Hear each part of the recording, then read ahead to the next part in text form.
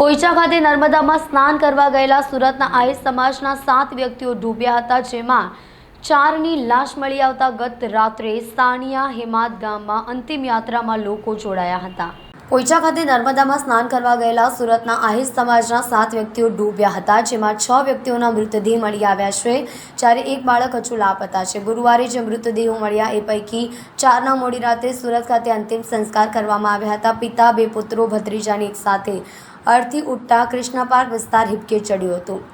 બલદાણિયા પરિવારના આક્રંદથી આ વિસ્તારમાં શોક છવાયો હતો।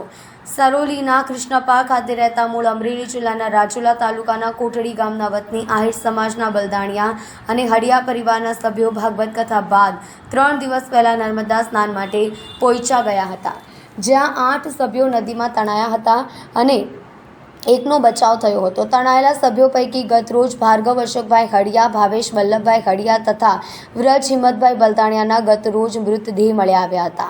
ભાવેશના ગત રોજ અંતિમ સંસ્કાર થયા હતા, જ્યારે ભાર્ગવનો મૃતદેહ વતન મોકલાયો હતો। દરમિયાન આજે ભરતભાઈ બલદાણિયા, તેમના 2 પુત્રો આર્નવ અને મૈત્રના આજે મૃતદેહ મળ્યા હતા। ત્રણેય મૃતદેહ આજે રાત્રે સુરત લવાયા હતા। ત્યારબાદ મોડી રાત્રે ભરતભાઈ અને તેમના પુત્રો અર્ણવ અને મૈત્ર, ભરતભાઈના ભાઈ હિંમતભાઈના પુત્ર વ્રજની એક સાથે અર્થી ઉઠી હતી। એક જ પરિવારના પિતા, પુત્ર અને ભત્રીજાના અંતિમ સંસ્કારથી અર્થી ઉઠતા કૃષ્ણ પાર્ક વિસ્તારમાં પરિવારમાં આક્રંદથી શોક છવાયો હતો।